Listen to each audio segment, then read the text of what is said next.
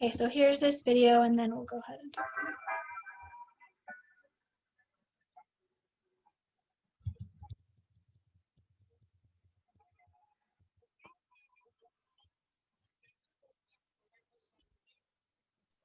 We can't hear it.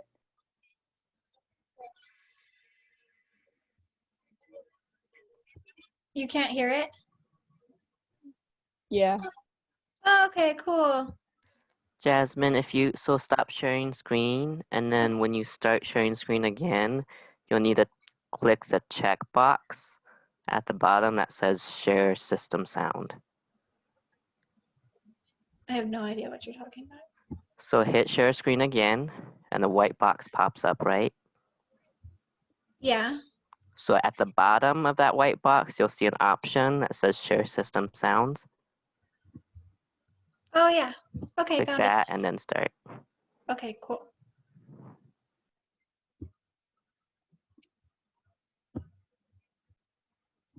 Okay. Can you see it? Okay, cool. Worrying about doing well.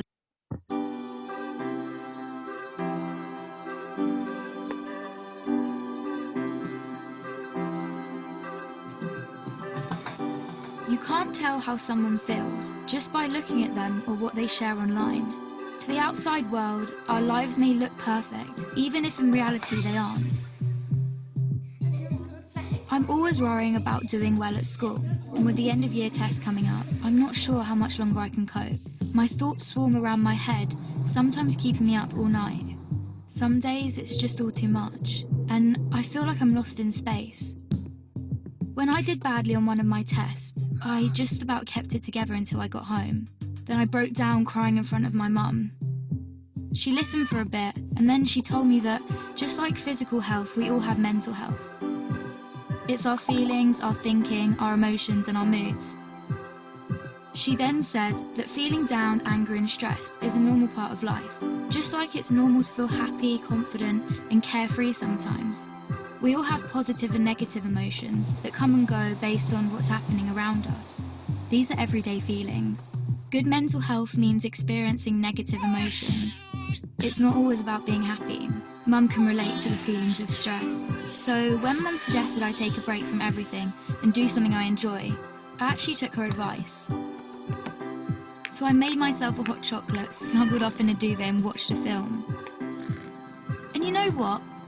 Afterwards I felt so much better. Mum should take her own advice. Most of us only ever share the good things. We don't like to share how we really feel. Every morning when I wake up, negative thoughts stream through my head. Getting out of bed and pretending I'm okay takes all the energy I have. As the day goes on, the negative thoughts turn from a stream into a river. The water rushes through my head so loudly it's hard to concentrate in lessons. And some days it's so bad it feels like a waterfall that's trying to pull me over the edge. Everything is so overwhelming. I didn't think my friends would understand if I told them how down I was feeling.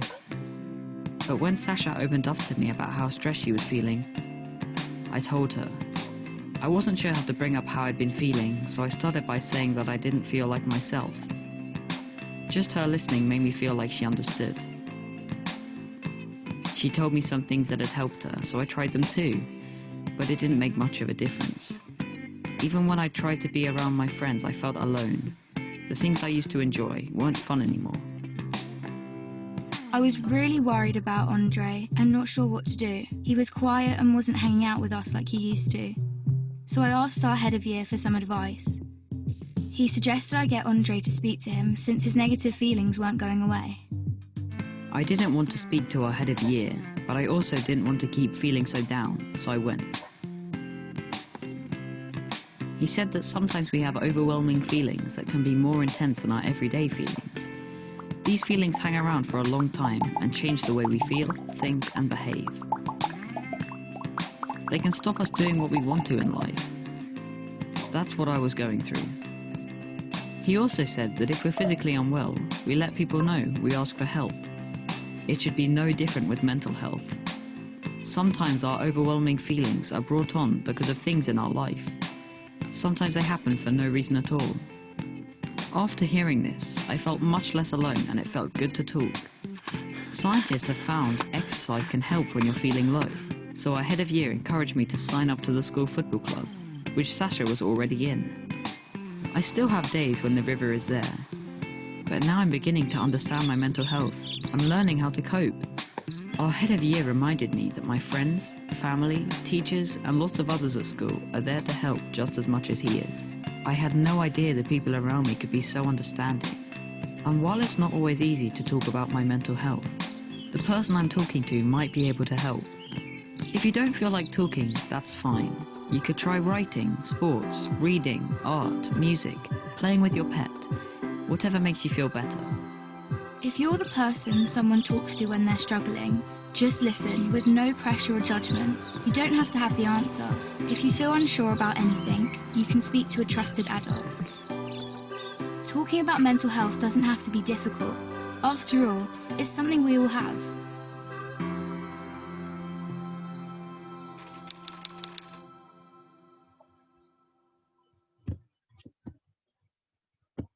Okay.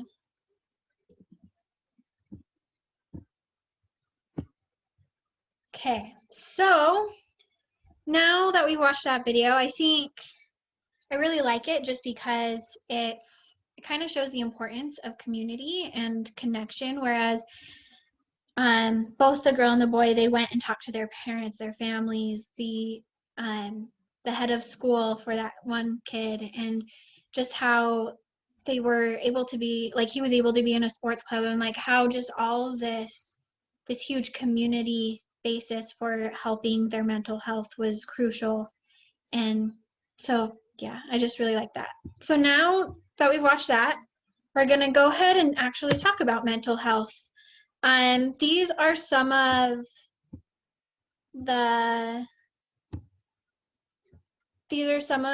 some definitions that have been provided, and I don't particularly like these definitions. Jen, I'll explain why in a minute, but then we'll kind of move on to a definition of mental health that I do love. So Webster's Dictionary says that mental health is the condition of being sound mentally and emotionally that is characterized by the absence of mental illness and by adequate adjustment, especially as reflected in feeling comfortable about oneself, positive feelings about others, and the ability to meet the demands of daily life. So with that, the reason I don't like this definition is because it primarily focuses on how if there's mental health, like it's going to be a positive thing. There are, like, they're sound mentally, is the example it gave. They have an absence of mental illness, and they have adequate adjustment. So basically this is explaining a person with mental health, it's mainly positive, whereas even though that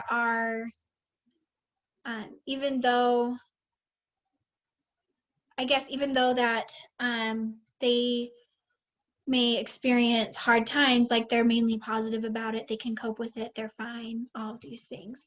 But the thing is like there's also a negative side to mental health, and that's because of like mental illness, mental health challenges. Say you're having a really bad few months and you just you get really depressed, anxious, stuff like that. So I think this definition is I don't feel is valid to explore the whole sense of mental health.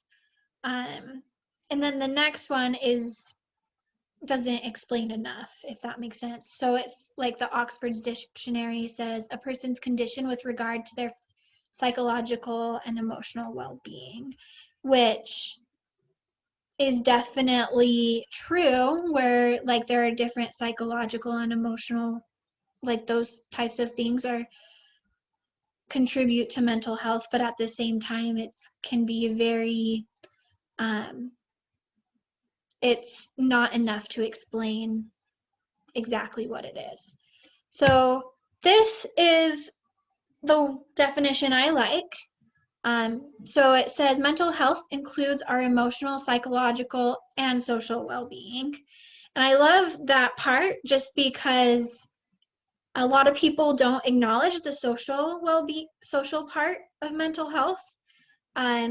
It's a lot of people think it's all in their head, it's an emotional thing, like they can't control their emotions, or they're just not able to control their mind very well, or things like that. But mental health has a lot to do with our social well-being as well. Like, we need interaction with people, we need our families, we need to feel connected with the community, to be not only feel healthy, but to also feel success and experience that. And so that's one of like the biggest reasons why I love this definition, is because it acknowledges that social aspect of a person's life and how that can impact a person's behavior, their thoughts, the way they feel, things like that. And that leads us to the next part, where those things do affect the way we think, feel, and act.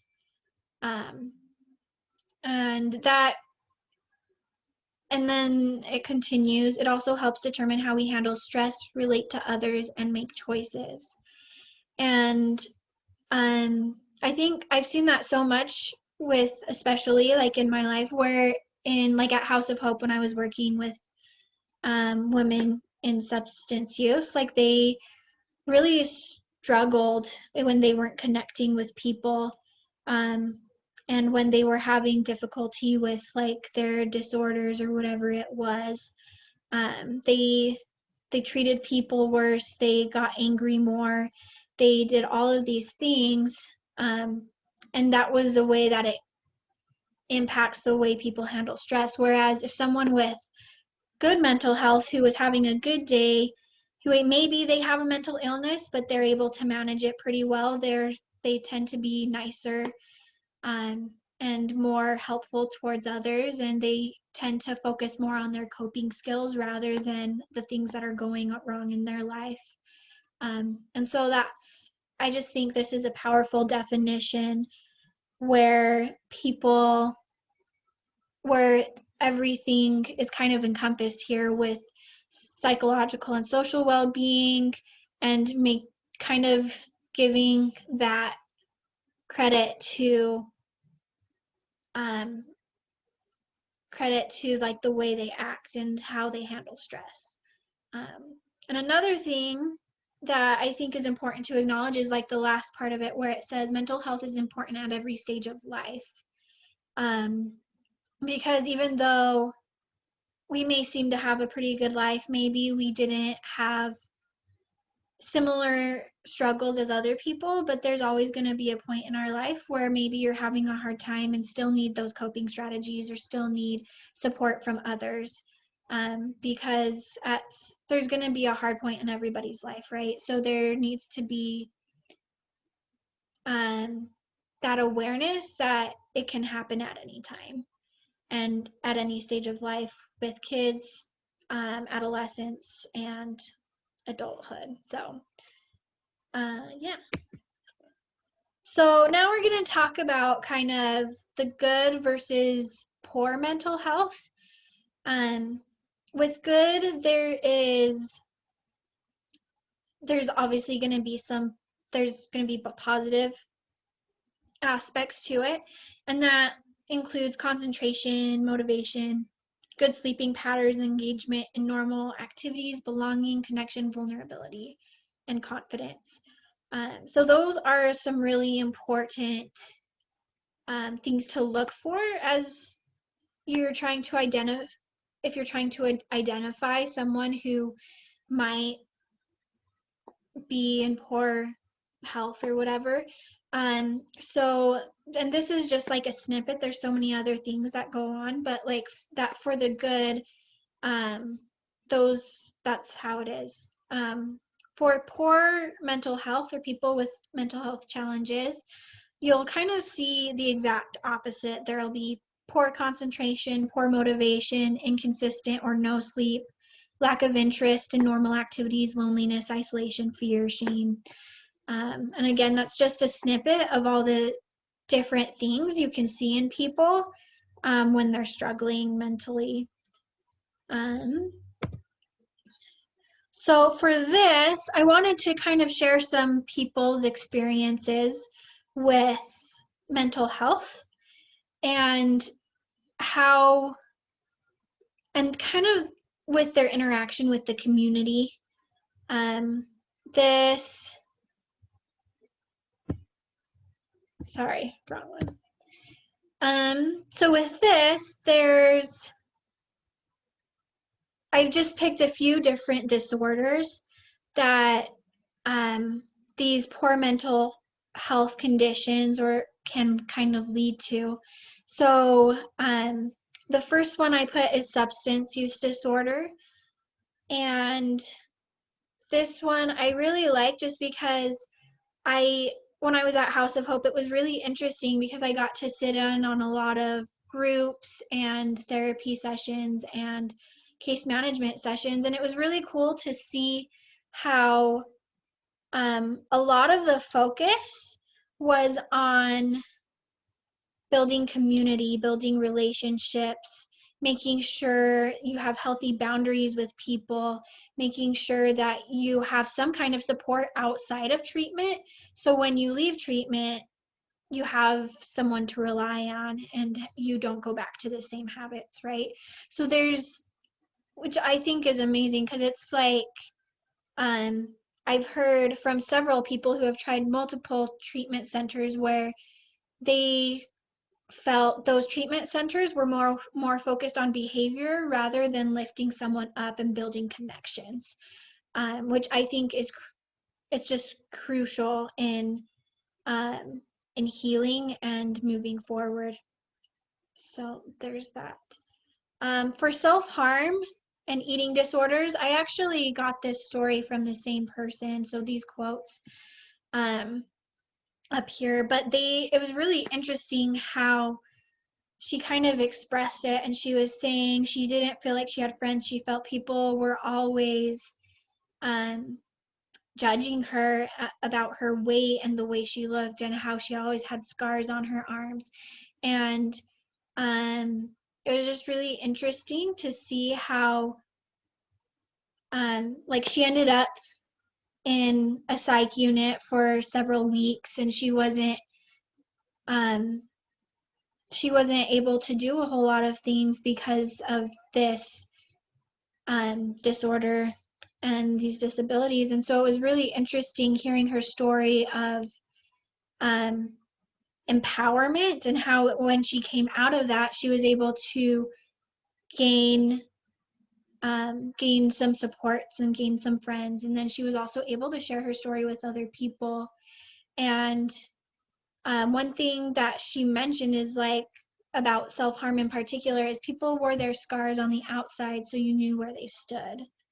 And so it's really, which kind of gives a sense of when people self-harm, they're asking for help, they're crying for you to notice them and their struggles, and which makes complete sense because it's so hard to reach out to people when about something that's so difficult for you and intimate, is an intimate part of you. And so it's just really, it kind of puts a new outlook of, I am scared to share, but I want you to notice that I'm struggling.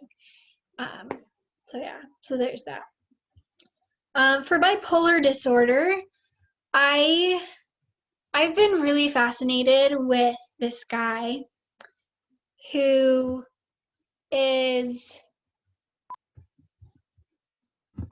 I've been really fascinated with this guy who he ended up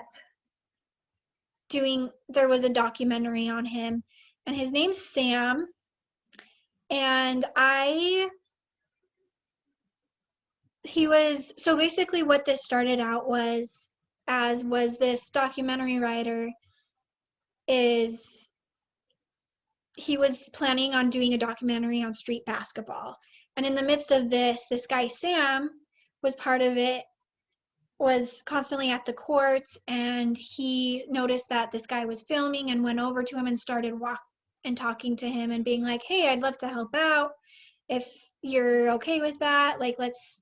I can get us inside interviews with like actual sportscasters because this is like one of my dreams to do this. And like, it was really kind of interesting because throughout the process, he started showing signs of bipolar disorder and being manic and all of these things. And I'll just show you the trailer of the documentary really quick. And then I'll kind of explain more about how it ended. Hey, it's me, your dry skin. I'm craving something we're missing. The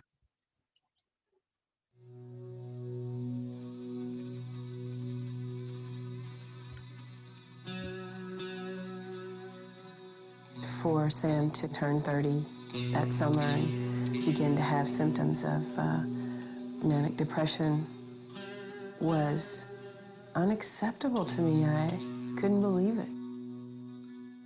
I miss it. I miss being manic. I prefer manic to this, but what can you do? When you're manic, it's the most wonderful feeling you have in your entire life. It's like a drug. You feel like, I refer to it as ecstasy. It's like that, but better because it goes on for days or weeks.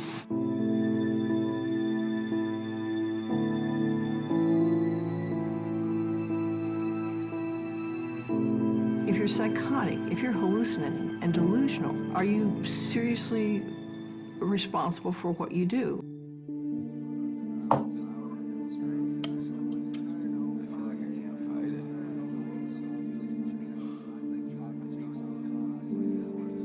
It's hard to explain. It's scary. The world scares me right now. I feel like if I could just get over the hump, if I could just get into a little bit better shape, or if I could just get a little bit of a job that I could get rolling.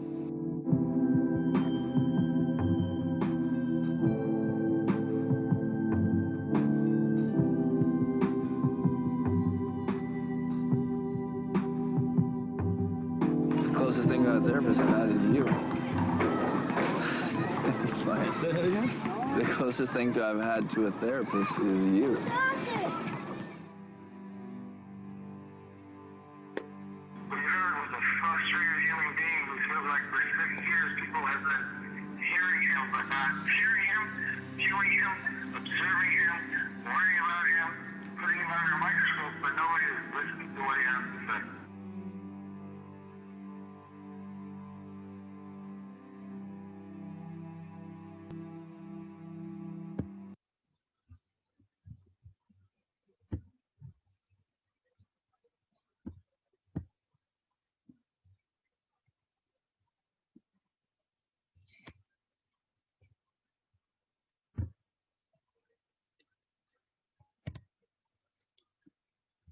Okay, so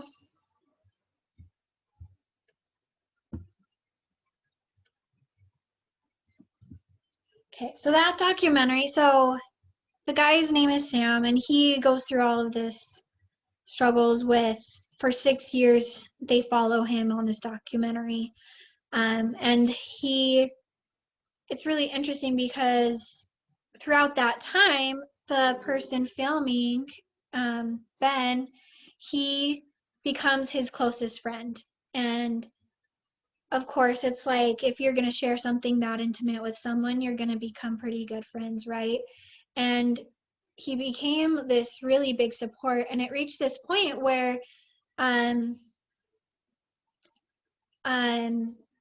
towards the end of the documentary, Sam is invited to a wedding. He decides to go to New York, which is where he had his initial symptoms spark, and he went manic and then super depressed shortly after. And so it was his mom and this guy were they were worried that he would have a similar experience because he would be triggered by going back to New York and experiencing that. And when he was there, he was triggered, and he just started doing all these things that was really damaging. He started destroying property in his manic state, and then he started calling people rapidly, like within and one of those people he called was the film director, and he said, he was saying things like, "You ruined my life, this is all your fault, I can't believe this happened." And he's just kind of cussing this friend who's been there for 6 years out, and just really, he was really frustrated, and he kept calling him repeatedly making this happen. And when they got off the phone, the film director immediately called his mom, and who was in California, and said, "He's not doing okay. He needs you out here. He needs to go to the hospital, but he's not listening to me," all of these things. And so it was really, which I feel is really touching, just because it's showing that even though this guy was experiencing a horrible disorder and just kind of not himself at all, he was still able to find some love and realize that it wasn't the person who was saying all those things, it was the disorder, and how they can. And so because of that, he was able to call the guy's mom and be able to try and find some resources for him with her. And it was really just a cool experience. So the last one I want to bring up is suicide. Sarah Liberté, she gives an amazing TED Talk about suicide and how it's kind of become this laughing culture, where instead of people taking it seriously, people are laughing about it and saying, "Oh, if my life was like this, I'd kill myself," or like kind of encouraging others to do it in such a way, making people feel like they're worthless, and kind of pushing them over that edge, and kind of finding it funny, and thinking that's just a joke. And it's interesting because one of the things she mentioned is, what if these kids, these people who are laughing at suicide, what if they're really screaming inside? And just how even a simple change of attitude towards that, letting someone know that they care, how crucial that is in such a situation. So yeah, I thought that was really cool. So next is just to kind of see the prevalence of mental health. These are kind of more serious situations. But just to give you an idea of how much this impacts a person in the US, I wanted to share these things with you. So with abuse, there's 1 in 4 women and 1 in 10 men who experience abuse. 1 in 5 women and 1 in 71 men experience rape. For bullying, there's 77% of students have admitted to being the victim of one type of bullying or another. And then for grief and loss, about 2.5 million people die in the United States each year, and each of them leave an average of 5 grieving people behind. So if there's 2.5 million, multiply it by 5, that's how many people could be impacted poorly. Their mental health could be impacted poorly. So yeah. And then neglect is 78% of all child maltreatment, and that includes abuse, rape, bullying, stuff like that. And then there's divorce. Oh my gosh, there we go. Where this counts as either parental divorce or your own divorce. First marriages typically 42 to 45% will terminate, and second marriages 60% will terminate, and third marriages 73% will terminate. And so some additional contributions, these are some that cause some issues, so like abandonment, loneliness, lack of sleep, learning disabilities, struggling in classes, feelings of failure. unsafe neighborhoods, toxic friends, toxic home environments, toxic family members, uncleanliness, judgments about self, safety concerns, homelessness. And those are just a few things that contribute to poor mental health. So yeah. So that leads us to kind of what happens when people find out that about these issues or about people's struggles. So when in response, people I've heard or from either I've experienced from either myself or from watching other people in my work, these are some of the responses that we get. We get responses like, you know what I think when people talk about suicide, let them, they're weak. Nobody wants to hear that. It's more important to be polite than to share how you really feel. Just get over it. Don't share it with insert name here. They're already struggling and you'll bring them down more. Some people change the subject. Some people reflect on themselves instead of listening to their struggles. And other people shame them because they have a mental illness or a struggle. So that kind of brings us to what the issue is. Because when people experience these things, a lot of the time they get referred to social workers or therapists, other resources. But the issue with that is a lot of people in society believe that it is completely up to that social worker or that resource to fix all the issues, which doesn't necessarily always, which is not how it works. Instead of, we have so many resources. Here a list of just some resources for people who are in crisis. And here are some additional resources for just people who are in those situations and need additional help. And so it's not that the social workers or these additional resources aren't able or capable of solving the issue. It's more that there is so much more to do with the issue than getting help 1 hour a week.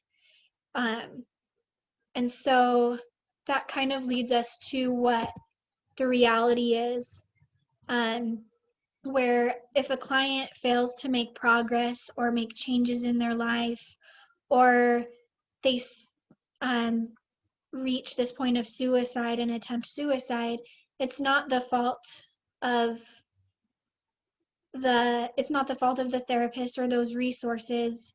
It's the fault of the community around them and the lack of support that they have. Because a lot of people experience these things and reach that crisis state when they are surrounded by negative things. Like if they don't have a home, they're going to reach this point of crisis. If they are surrounded by people who are toxic, or parents that expect them to make all the changes in therapy, but the parents don't do anything to help the situation at home, then that's not going to contribute to their wellness. The issue is what they're surrounded by in their environment, and how it's not changing. So there's that. So that leads us to connection. Connection is so important because people change people because people need people. It's really interesting how that works. And again, here are some definitions of what connection is. And these definitions are all pretty good, so I condone it. So there's a definition of a relationship in which a person, thing, or idea is linked or associated with something else. The action of linking one thing with another, a relation of personal intimacy, a set of persons associated together. And what I love about these definitions is that they connect they show the importance of people and the need to be able to not only associate or connect with someone, but to reach a point of intimacy where someone is able to share their feelings, share their thoughts, share their struggles. Because if we are unable to reach this point, that point of personal intimacy, it makes it difficult to for anyone to ask for help. And so that is one of the many things that I love about it. Okay. All right, so some positive reactions to mental health. We have compassion, listening to understand and not respond, creating a support system, empowerment, and then natural supports. For compassion, I have this awesome quote, and it says, compassion goes beyond mere interest and or curiosity about others. It is a desire for a commitment to their well-being. The more you understand another's suffering, the more you long to lighten it. The more you listen deeply to others, the more you sense how alike and interconnected we are. So as mentioned in this quote, compassion is very much focused on the individual and helping lighten their load rather than just listening to listen or to just be there.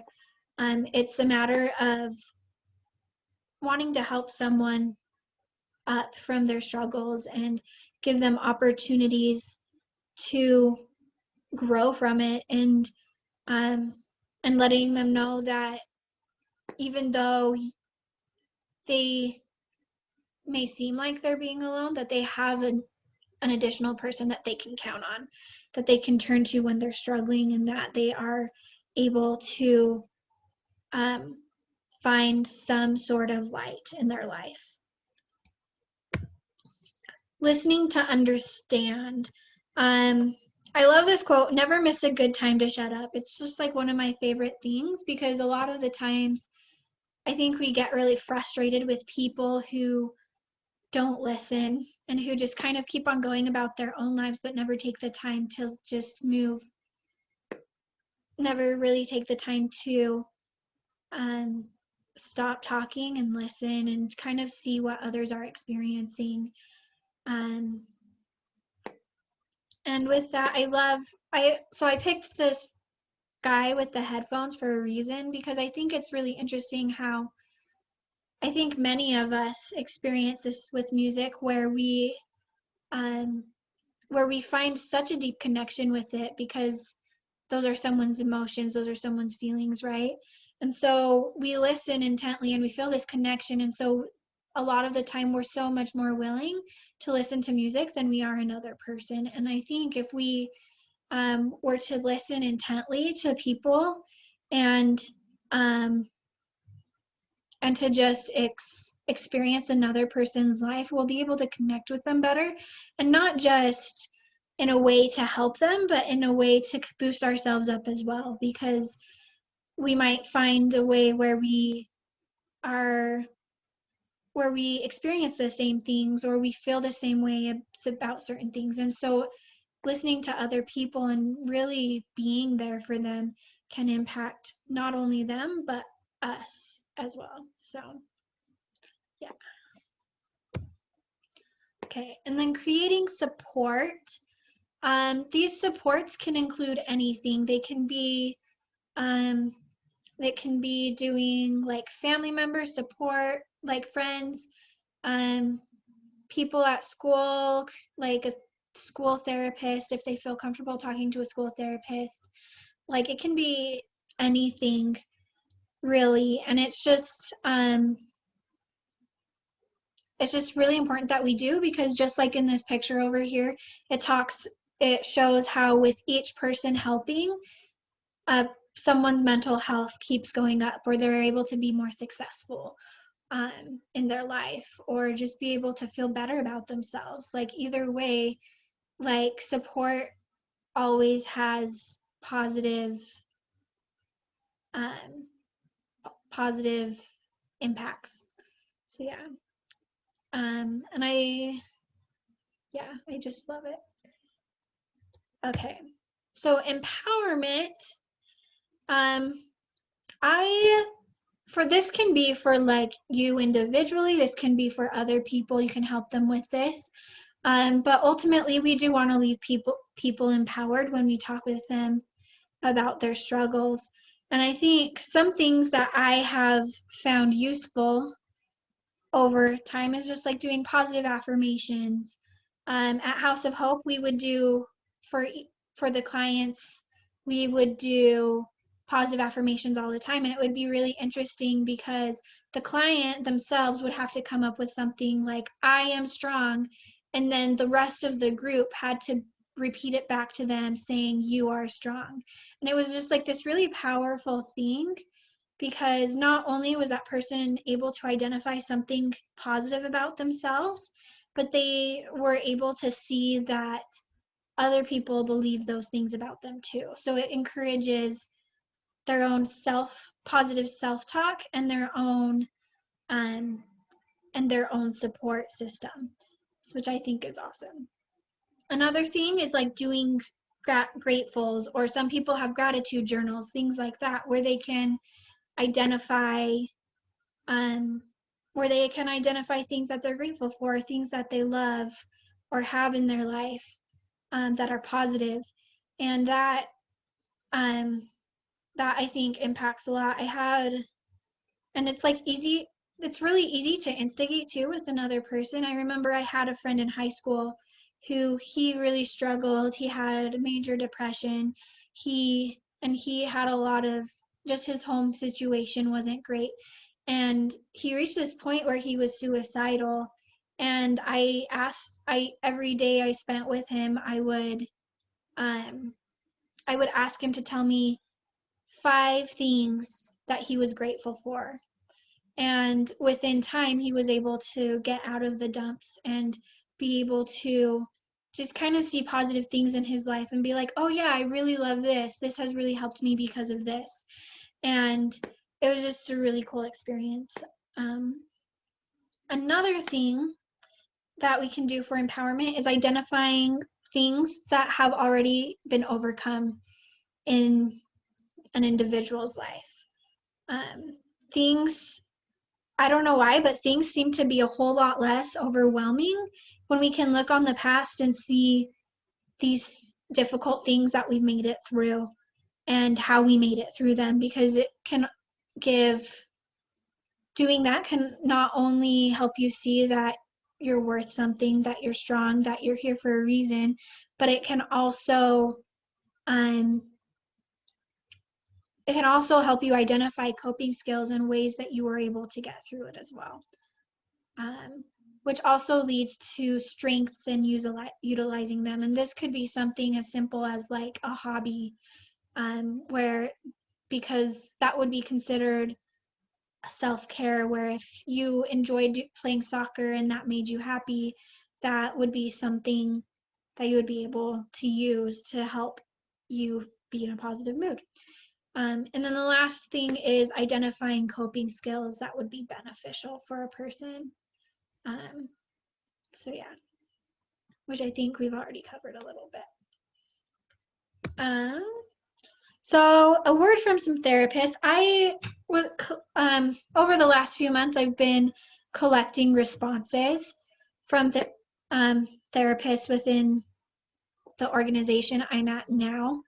And these are just ideas of some natural supports that we can have. Maybe. JK, that's not true. This is kind of how we can be more supportive of the problem, I guess. So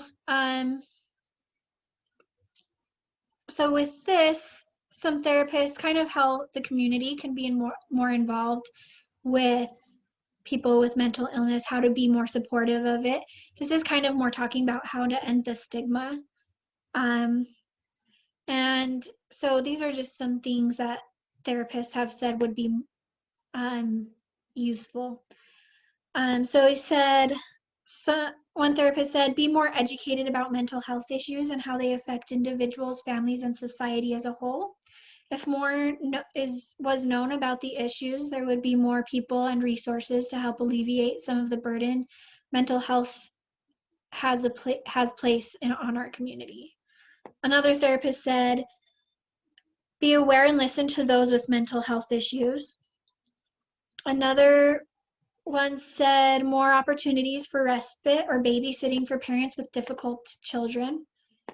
Another said parenting classes and rewards for those who attend.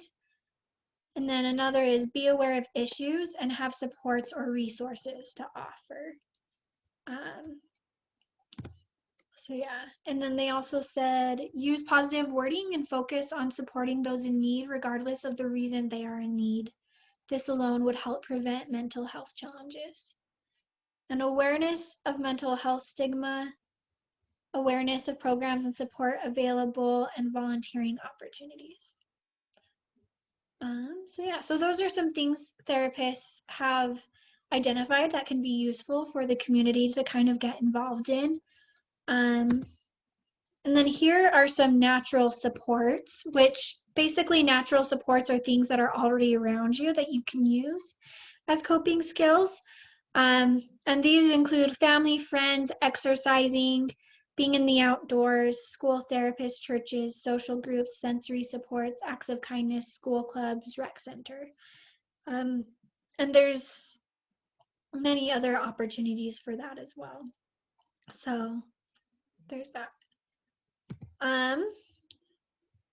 Cool. Well, I just wanted to thank all of you for coming and participating in this. One thing that I know is that if we continue to work hard and try to end the stigma of mental illness and poor mental health, then our society will be able to move forward with that. And I hope that you guys were able to take something from this to be able to understand how to best help people, or just ideas of how to move forward with this sense of connection. Because I believe if we continue to share this information and with others and help create a society where people don't have to be ashamed of their problems, then we'll be able to move forward and live happier lives as individuals and as a community. So yeah, and I just wanted to end with this quote: if everyone is moving forward together, then success takes care of itself. So yeah, thank you.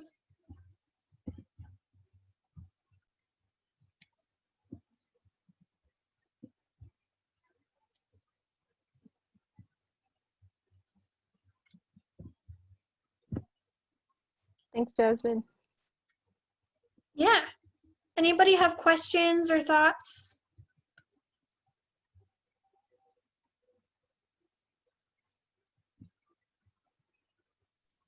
I think you can talk now. Jasmine, thank you. Yeah, you're welcome. You've given me lots to think about. Thanks. Glad to hear it.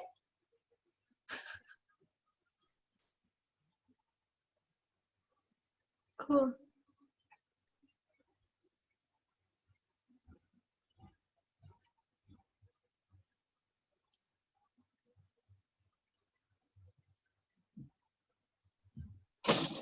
Thank you. Yeah, thank you guys. You're awesome. Thanks for participating and coming.